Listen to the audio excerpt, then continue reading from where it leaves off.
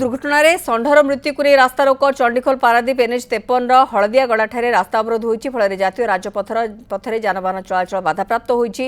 विलंबित राति अजणा गाड़ी धक्कर 6टी षंढर मृत्यु होता बेले 3 षंढ गुरुतर होती। प्रतिवाद में स्थानीय लोके रास्ता रोक करथिबा बेले उभय पार्श्व हजार हजार गाड़ी अटकी रही।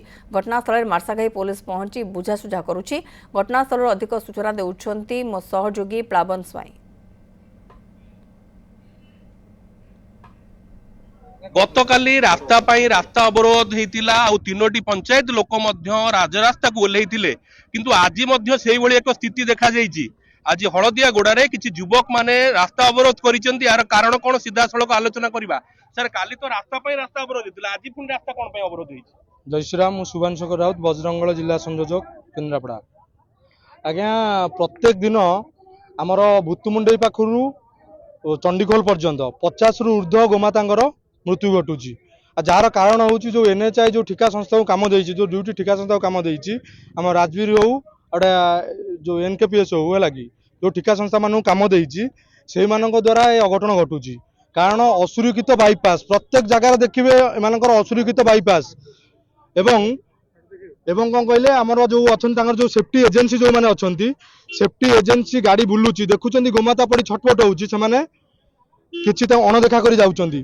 आमे प्रशासनिक क्षेत्र में रहू कि से जो ठिका संस्था क्षेत्र में रहू बहुत थर बारंबार अनुरोध कला सत्वे यार स्थायी समाधान घटुना।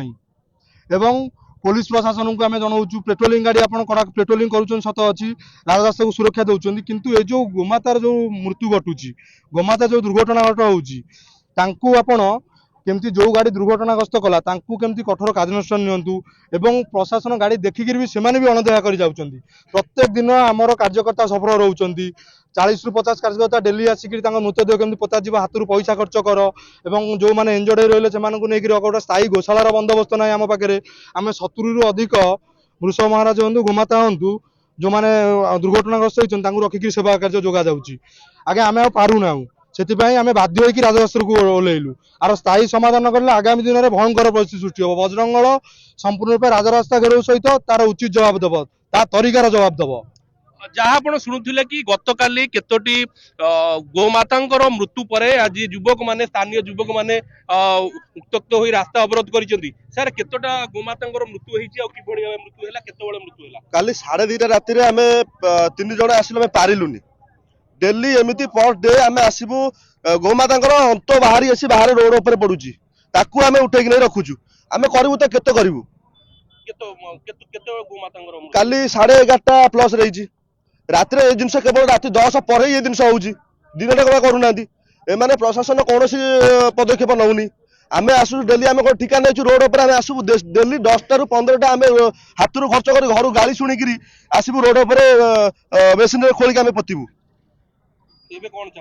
आम ए न्याय टोटाल न्याय चाहूँ से भी जीवन अच्छी आमर जमी कह गोटे एमती गोटे नॉर्मल एक्सीडेंट होगा लोक घर बस निया जाली दौरान ट्रक निया जाली दौरान एम गोमाता बोले समस्त एपटे कमी जावाई समय व्यस्त दरकार।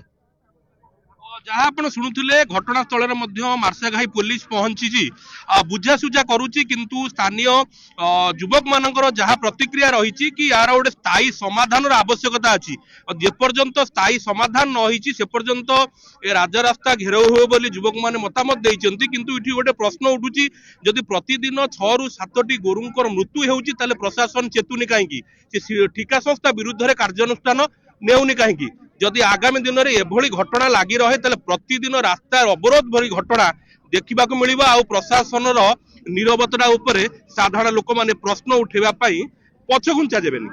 मार्साघाई प्लावन स्वाई न्यूज 7।